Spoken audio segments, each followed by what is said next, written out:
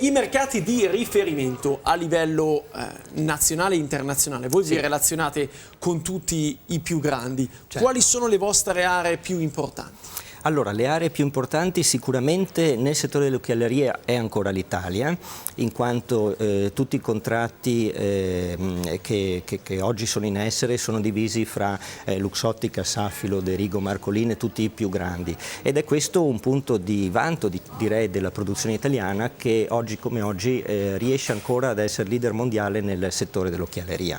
Quindi abbiamo come riferimento per i grandi marchi l'Italia e delle esportazioni invece che vanno in Europa, esportazioni indirette che vanno negli Stati Uniti e in Estremo Oriente.